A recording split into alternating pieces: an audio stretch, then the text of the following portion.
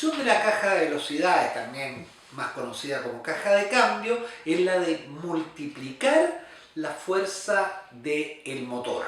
Y por supuesto tenemos la relación que a más velocidad tenemos que ir pasando sucesivamente cambios más altos.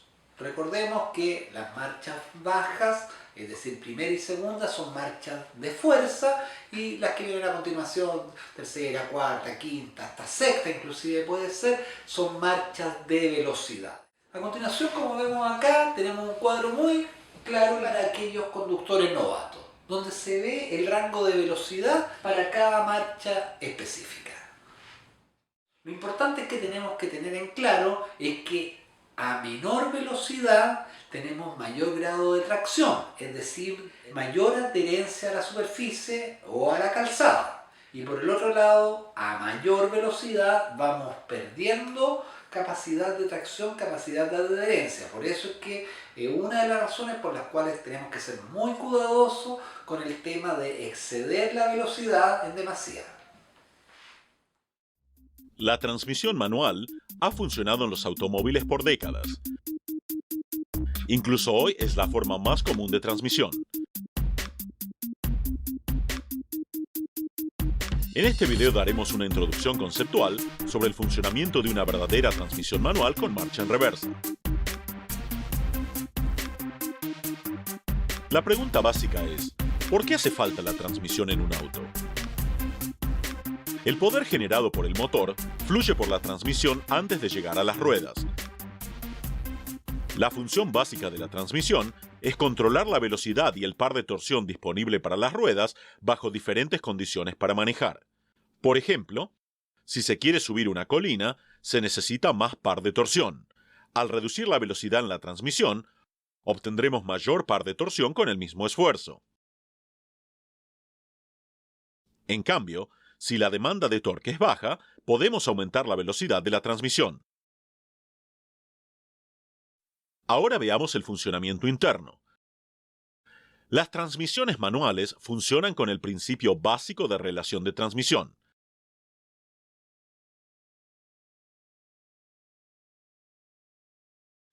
Acá se muestra un mecanismo básico. Aquí los ejes de entrada y salida están conectados a través de un eje secundario.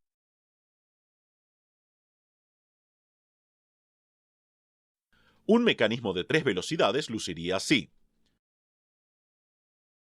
Está claro que al deslizar los engranajes podemos obtener diferentes relaciones de transmisión. Esta transmisión es más específicamente llamada transmisión de engrane deslizante. Son buenas para controlar la velocidad, pero tienen una desventaja inherente. Es complicado deslizar de un engranaje para interactuar con otro. La transmisión de engrane constante resuelve este problema permanentemente. Acá los engranajes están siempre engranados, pero con una gran diferencia. Acá los engranes de salida están conectados de forma holgada con el eje. Si conectamos solo un engrane con el eje a la vez, el eje tendrá la velocidad del engrane conectado. Con la ayuda de un conector hipotético, acá se muestran diferentes relaciones de engranajes.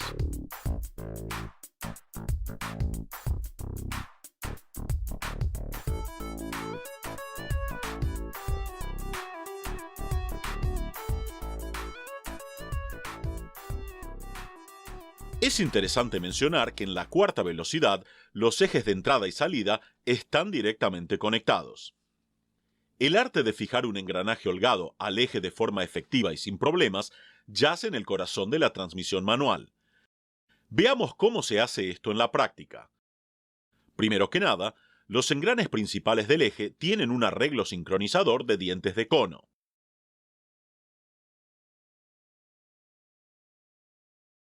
Un buje se fija al eje.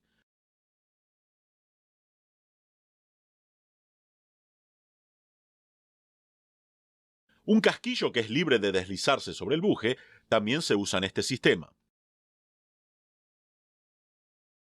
Está claro que si el casquillo se conecta con los dientes del cono sincronizador, el engranaje y eje girarán juntos, o se logrará la acción deseada de bloqueo. pero durante la operación de la caja de cambios, el eje y el engranaje estarán rotando a diferentes velocidades, por lo que la acción de bloqueo no es una tarea fácil. Un aro sincronizador ayuda a igualar la velocidad del engranaje con la del eje. El aro sincronizador es capaz de rotar junto con el buje, pero es libre de deslizarse axialmente. Antes de mover el casquillo, el pedal de embrague es presionado. Así el flujo de poder al engranaje es descontinuado. Cuando movemos el casquillo, este presionará el aro sincronizador contra el cono. Debido a la alta fuerza de fricción entre el aro sincronizador y el cono, la velocidad del engranaje será la misma que la del eje.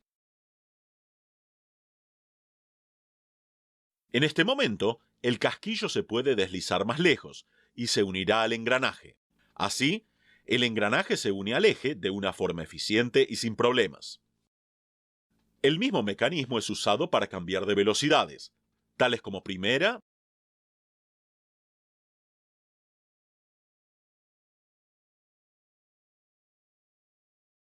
tercera y cuarta velocidad.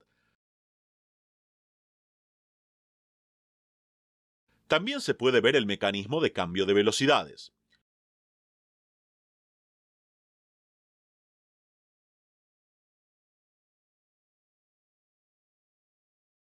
Una quinta velocidad es usada para girar el eje de salida a una velocidad mayor al eje de entrada. Ahora veamos, ¿cómo funciona la marcha en reversa? La marcha en reversa usa un arreglo de 3 engranajes, como se muestra. De esos, uno es un engrane ocioso. Cuando el engrane ocioso se empuja y se conecta con los otros 2 engranes, el eje de salida girará en la dirección contraria. Por favor, fíjese que el engrane de reversa no tiene mecanismo de aro sincronizador. Esto significa que la rotación de la caja de cambios tiene que detenerse por completo antes de aplicar la marcha en reversa.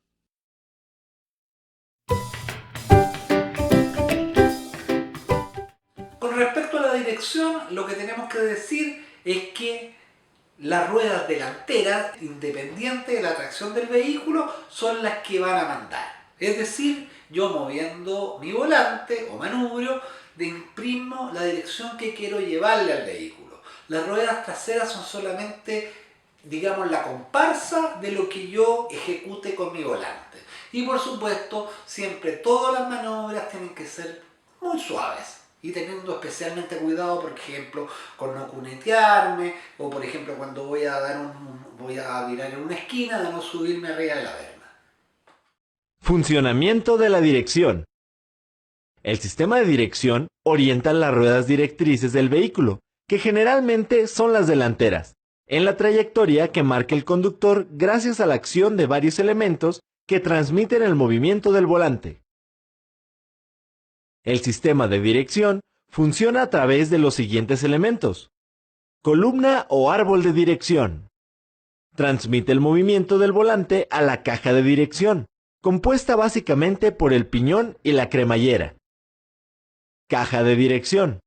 La columna hace girar el piñón, que a su vez mueve la cremallera de un lado a otro.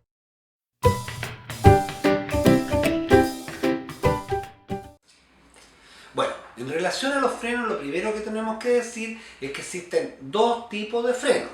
Tenemos el freno de pedal o freno de servicio, que obviamente es el que está pensado para disminuir la velocidad y eventualmente poder detener por completo nuestro vehículo.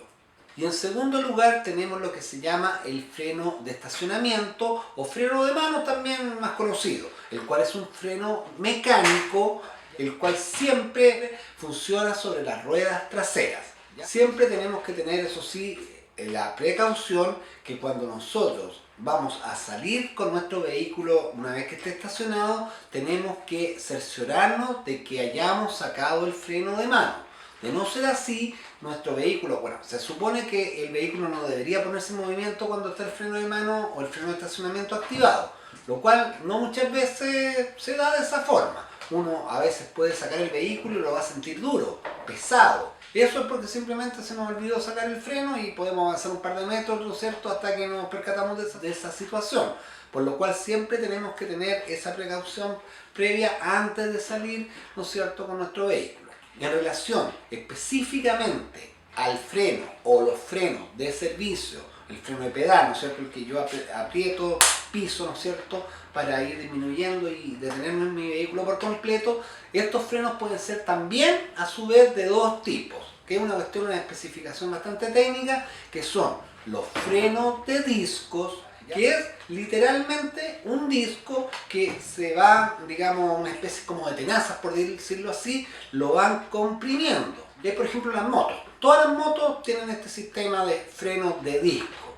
Y el otro sistema, el otro tipo de frenos de servicio que hay son los frenos de balata, en donde por el interior de la rueda, no de la llanta, no de la parte de goma, sino de la rueda, la parte de metal, tenemos una pieza que se va expandiendo hasta hacer presión, ¿no es cierto?, hacia el exterior de esta pieza. Normalmente, dependiendo de las especificaciones técnicas, las ruedas delanteras tienen frenos de disco y las ruedas traseras de balata. Aunque en algunos casos puede ser que algún auto, algún vehículo tenga los 4 neumáticos, ¿verdad?, con algún tipo solamente de estos frenos. Además tenemos que hablar de lo que es el servofreno o los frenos ABS, que es un sistema de frenos que permite, en el caso de que yo frene muy bruscamente, que nuestras ruedas siguen girando, podríamos decir, sobre su propio eje, de forma de que el vehículo tienda como a patinar, podríamos decir. Es un sistema que en definitiva permite que nuestras ruedas no se bloqueen. Son varios los factores que influyen en el frenado del vehículo: la superficie de la carretera, el estado de la carretera, el peso del vehículo, la carga que soporta la rueda al parar, el tipo de conducción, los neumáticos del vehículo. Un sistema de frenos eficiente debe tener en cuenta todos estos factores. Un sistema de frenos hidráulico básico tiene dos secciones principales: las unidades de freno de las ruedas y el sistema hidráulico que las hace funcionar.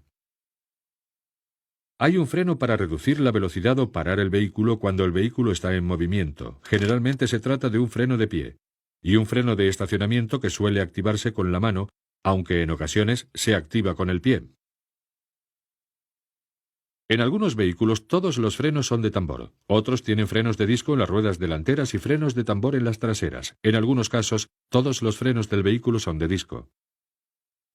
Un sistema de frenos básico consta de un pedal del freno, un cilindro maestro que proporciona la presión hidráulica,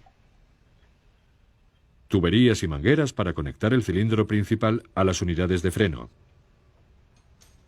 líquido para transmitir la fuerza desde el cilindro maestro a los cilindros aprietazapatas de las unidades de freno, y unidades de freno de tambor o disco que paran las ruedas. El conductor presiona el pedal del freno que aplica la fuerza mecánica en el pistón del cilindro maestro. El pistón aplica presión hidráulica al líquido del cilindro. Las tuberías transfieren la presión, que no disminuye en ninguna de las direcciones dentro de las tuberías del sistema de frenado, a los cilindros aprietazapatas, y estos cilindros situados en las ruedas activan los frenos. La fuerza se transmite a través del líquido. Para cilindros del mismo tamaño, la fuerza transmitida desde uno de ellos tiene el mismo valor que la fuerza transmitida por el otro. Si se utilizan cilindros de distinto tamaño, las fuerzas pueden incrementarse o reducirse. En un sistema de frenos real, el cilindro maestro es más pequeño que los cilindros aprietazapatas, de modo que se incrementa la fuerza de todos los cilindros. Cuando se activan los frenos de un vehículo en movimiento, estos absorben la energía cinética del mismo. La fricción entre las superficies de frenado transforma esta energía en calor. En los frenos de tambor, los cilindros aprietazapatas fuerzan la entrada de los forros del freno en el tambor. En los frenos de disco, las almohadillas se ven empujadas contra el disco del freno. En ambos sistemas, el calor se extiende a otros componentes y a la atmósfera, por lo que los forros de los frenos y los tambores, las almohadillas y los discos deben soportar altas temperaturas y presiones.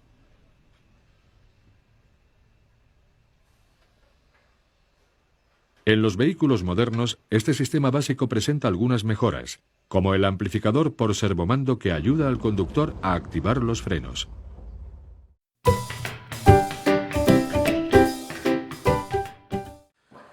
Cuando hablamos del sistema de suspensión y el sistema de amortiguación, que ambos van de la mano, estamos haciendo referencia a la forma en que nuestro vehículo es capaz de tomar los diferentes accidentes que pueden presentarse en la calzada, ya sean estos baches, resaltos, una calzada adoquinada, ¿no es cierto? Y está pensado para hacer nuestro trayecto más cómodo y a la vez también más seguro. Uno de los elementos que puede atentar contra nuestra suspensión y nuestra amortiguación es que pasemos por cualquiera de este tipo de eventos a una velocidad muy rápida. Por eso siempre tenemos que tener cuidado y adaptar nuestra velocidad a las condiciones de la calzada. Otro elemento que también puede atentar contra una mayor vida útil y mejor ejecución de estos elementos puede ser cargas mal estivadas. Tenemos que tener cuidado con eso. Creo que lo hemos hablado anteriormente, de que las cargas siempre deben repartirse lo más parejamente posible. Y obviamente vamos a ver el video a continuación donde ahondamos en estos temas. La suspensión del automóvil previene accidentes y daños a la estructura del vehículo y permite que los pasajeros viajen cómodamente, incluso cuando el terreno es irregular. Amortigua los golpes que experimentan los neumáticos sobre el suelo. Controla y protege la dirección. Asegura la maniobrabilidad del vehículo al mantener las ruedas pegadas al pavimento. Sostiene el peso del vehículo y lo mantiene a la altura adecuada. Resortes. Si el automóvil avanza y se encuentra con un defecto en el suelo, los resortes se comprimen y se expanden para disipar la energía del golpe. Amortiguadores. Tubos que se expanden y comprimen al mismo tiempo que el resorte. Tienen cámaras llenas de gas o aceite, comunicadas por pequeños orificios. Cuando el resorte se mueve, el fluido del amortiguador pasa de una cámara a otra, lo que hace que el rebote sea más lento hasta que desaparece. Barras estabilizadoras. Barras en forma de U, que unen a las dos ruedas de un eje y están unidas a los elementos de la suspensión y a la carrocería. Estas permiten que el vehículo se mantenga estable cuando gira. Brazos de control u horquillas. Están en la parte inferior de la carrocería y se acoplan al chasis por medio de bujes. Se conectan al mango por la rótula, que está en el extremo de la carrocería. Rótulas. Permiten el movimiento en todas direcciones y es la unión entre el buje y los brazos de control. Es la parte que más se desgasta, porque es la que más se mueve. Manguetas. Pieza que une al buje de la rueda y la rueda a los elementos de la suspensión.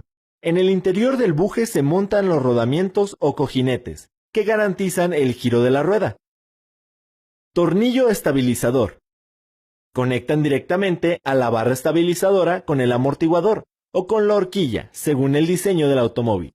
Auxilian a mantener el control del automóvil y a nivelarlo en las curvas para evitar volcaduras.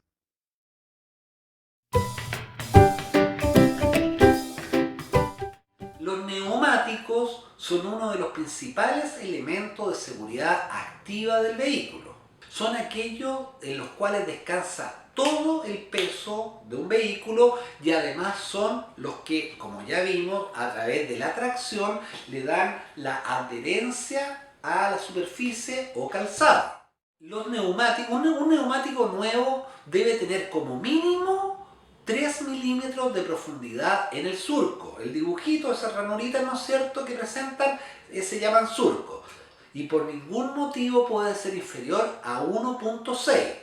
De partida, si tiene menos de eso, de 1.6, y ustedes van a hacer su revisión técnica, van a salir rechazados. Y además, si es que por ejemplo son fiscalizados por un carabinero, ¿verdad?, y les mide esa profundidad y no la tienen, también amerita una sanción.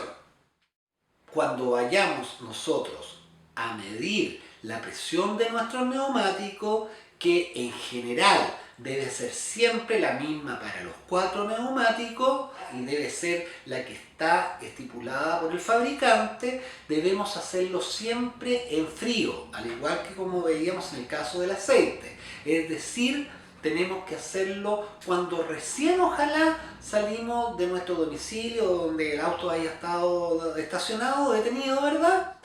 Los neumáticos tienen ciertas especificaciones técnicas que están impresos en la llanta. Como podemos ver, en primer lugar, el primer número corresponde al ancho del neumático. El segundo número, que corresponde en este caso a 55, es el perfil o la altura del neumático. Y también tenemos, por ejemplo, en este caso, la letra que corresponde a R, que es el tipo de neumático. En este caso, la R significa que es un neumático radial. Y el número que viene a continuación, que en este caso corresponde a 16 y está medido en pulgadas, los casos anteriores, el primer caso está medido en milímetros y en este caso son pulgadas, es el diámetro interior del neumático.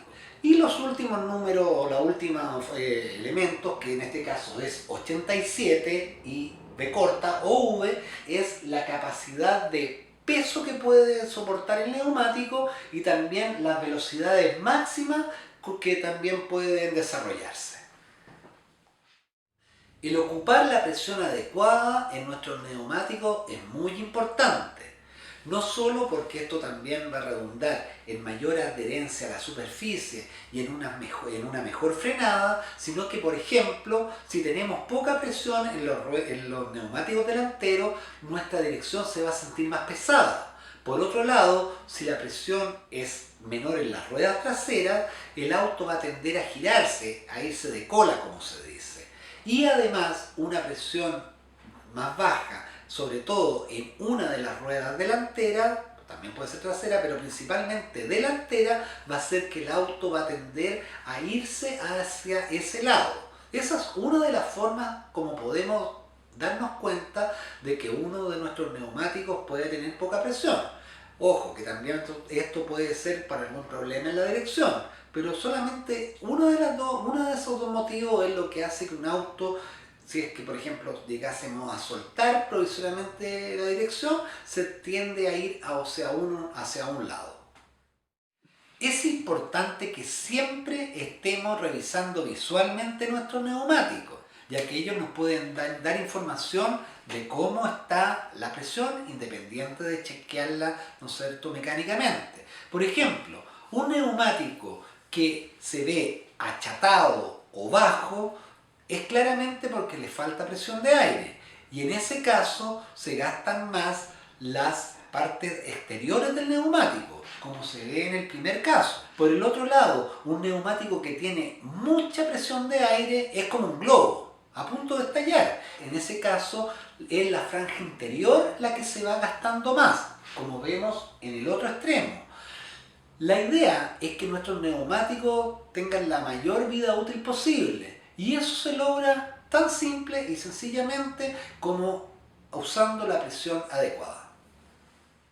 Los neumáticos. Los neumáticos son el único punto de apoyo del vehículo con la calzada. El agarre de los mismos aporta la seguridad necesaria bajo cualquier condición meteorológica. De los distintos elementos de un vehículo, los neumáticos son los que requieren mayor revisión de parte del conductor. Para que los neumáticos cumplan bien sus funciones de frenado, agarre y direccionalidad, los dibujos o surcos de sus bandas de rodamiento deben tener una profundidad aconsejable mínima de 3 milímetros. Cuando la profundidad de tales dibujos es muy baja, inferior a 1.6 milímetros, empeora la fricción con el pavimento mojado, aumentando el riesgo de que se pierda el contacto con el pavimento a causa de la capa de agua que se forma delante de los neumáticos. Acostúmbrese a revisar periódicamente sus neumáticos y a constatar que sus detectores de desgaste de la profundidad de los surcos no le indiquen que ésta es inferior a 1.6 milímetros. Revise también regularmente la presión del aire en ellos. un desgaste irregular puede deberse a problemas de alineamiento o de amortiguación, o que ha estado conduciendo con una presión de aire inadecuada. Un desgaste notorio en la zona central de la banda de rodamiento significa que los neumáticos se han usado con exceso de aire, mientras que un desgaste solo en los extremos de la banda indica que se han usado con menor presión de aire de la recomendada. Cuando la presión de los neumáticos es superior a la indicada por el fabricante, se pierde la adherencia de los neumáticos. Siempre los mejores neumáticos deben ir atrás, indistintamente de la ubicación de las ruedas de tracción, para asegurar la mejor estabilidad. Otras recomendaciones. Controle la presión de los neumáticos cuando estos estén fríos y respete las recomendaciones del fabricante. Si la presión se ajusta cuando los neumáticos están calientes, se tendrá una presión inferior a la adecuada. Una presión inadecuada contribuye al riesgo de patinaje. Inspeccione también periódicamente la banda de rodadura. Esta no debe tener cortes profundos ni grietas. Circule a una velocidad moderada. Esto alarga la vida de los neumáticos. Tenga en cuenta que situaciones como circular con carga o por un pavimento en mal estado o un clima caluroso puede acelerar el desgaste de los neumáticos.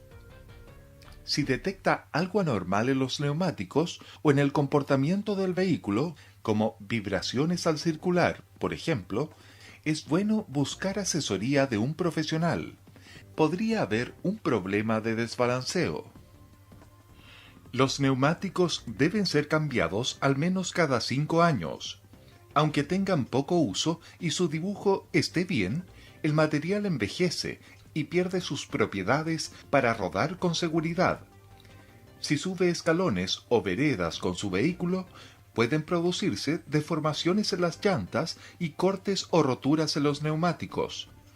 Aumente levemente la presión de los neumáticos cuando lleve carga muy pesada. Cuando deje la rueda de repuesto en su vehículo, asegúrese que ésta se encuentre con la presión más alta recomendada por el fabricante. Cuide que los neumáticos se encuentren correctamente balanceados. Importante: si al ir conduciendo se revienta un neumático trasero de su vehículo, usted debe girar el volante hacia el lado en que se desvía la cola del vehículo. Si de lo contrario se revienta un neumático delantero, usted debe frenar en forma suave, sosteniendo el volante firme.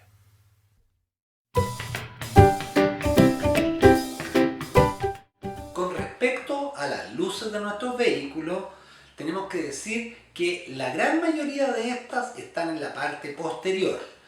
En la parte delantera tenemos solamente lo que son las luces altas, las luces bajas y las luces de giro o de viraje. En la parte posterior tenemos, por ejemplo, aparte de las luces de viraje, la luz de retroceso, la luz de freno, la tercera luz también de freno que está en la luneta, es decir, en el vidrio posterior, y también tenemos las luces de retroceso y la luz que va en la patente, que es muy importante que siempre esté visible y legible. Otras luces que son muy importantes, que constituyen luces especiales, son por un lado los neblineros, que no están en todo tipo de vehículos, principalmente están en aquellos que son, por ejemplo, todoterrenos, y también la luz de advertencia de peligro, la cual vamos a ver su importancia cuando veamos el tránsito en circunstancias especiales. Todos los vehículos deben estar provistos de focos y luces exteriores para poder ver y ser vistos por los demás usuarios cuando se conduce en oscuridad o cuando la visibilidad se encuentra reducida, así como para poder advertir al resto determinadas situaciones o la intención de realizar algunas maniobras. Así, los automóviles y en general los vehículos motorizados de 4 o más ruedas deben poseer los siguientes focos y luces exteriores. Parte delantera: 2 focos que proyecten luces altas y bajas, 2 luces de estacionamiento y 2 luces destellantes de viraje. parte trasera, 2 luces de estacionamiento, 2 luces destellantes de viraje, 2 luces de retroceso, 2 luces rojas fijas, 2 luces de freno y una luz que ilumine la placa patente del vehículo. Adicionalmente, debe contar con una tercera luz de freno ubicada al centro de la luneta trasera de los automóviles, jeeps, furgones, station wagon y vehículos de transporte de escolares. Asegúrese de que las luces estén limpias, que funcionen y que sus focos de luces altas y bajas estén bien ajustados. Un mal ajuste puede encandilar a los demás usuarios de la vía y causar un accidente. Usted puede controlar que sus luces bajas no cieguen. Para ello, estacione su vehículo en un lugar plano y a unos 10 metros de la pared o algo similar. Encienda sus luces bajas y verifique que el alto de la luz proyectada en la pared sea inferior a la altura de los faros respecto al nivel del suelo. Luces neblineras. Algunos vehículos, además de contar con las luces antes señaladas, que son obligatorias, están provistos también de luces neblineras. Estas pueden usarse solo cuando la visibilidad se encuentre considerablemente reducida, ya sea a consecuencia de la niebla o de una lluvia torrencial, y deben apagarse tan pronto mejore la visibilidad. Luces de advertencia de peligro. Las luces intermitentes de advertencia de peligro solo deben utilizarse cuando el vehículo se encuentra detenido a consecuencia de una falla o avería para avisar que temporalmente se está obstruyendo la circulación, así como también para advertir a los conductores que vienen detrás suyo de un peligro u obstrucción que haya más adelante.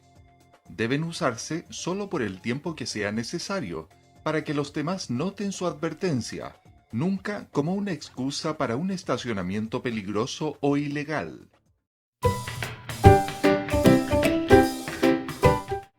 Un adecuado uso de los espejos es muy importante al momento de conducir, especialmente tanto el espejo central como los espejos laterales, los cuales siempre deben adaptarse a cada conductor, y esto se debe hacer antes de ponerse en movimiento. Eso es muy importante. Ahora, siempre debemos tener especial cuidado con los puntos ciegos, especialmente cuando vayamos a cambiarnos de pista o realizar un giro. Los espejos permiten al conductor ver el tráfico que circula detrás de él y a la derecha e izquierda del vehículo. La mayoría de los espejos laterales son convexos, por lo que las imágenes se visualizan más lejanas de lo que están en realidad. Tenga presente que aun cuando los espejos estén muy bien regulados, al conducir siempre existirá un espacio detrás suyo sobre el cual no tendrá visual. Son los denominados ángulos muertos o puntos ciegos.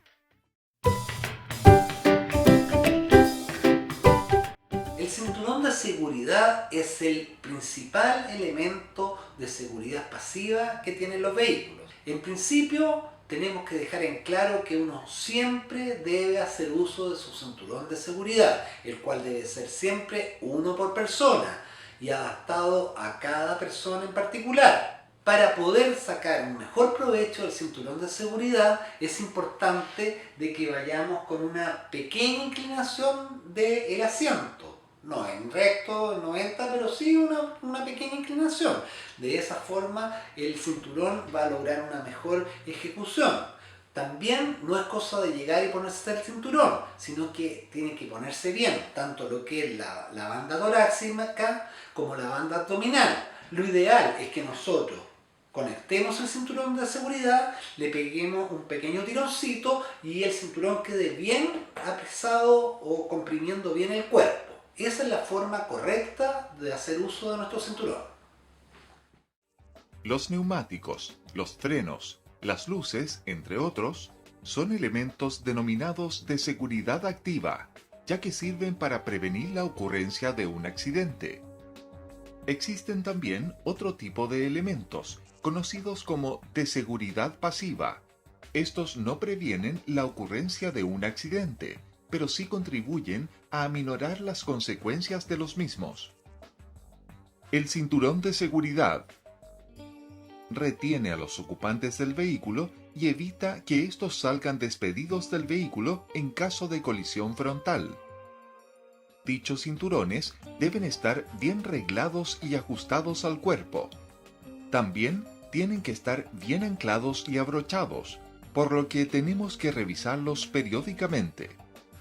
La probabilidad de fallecer en accidentes es el doble si no lo llevamos puesto. En caso de haber sufrido un accidente, es aconsejable revisar el cinturón por si se hubiese dañado.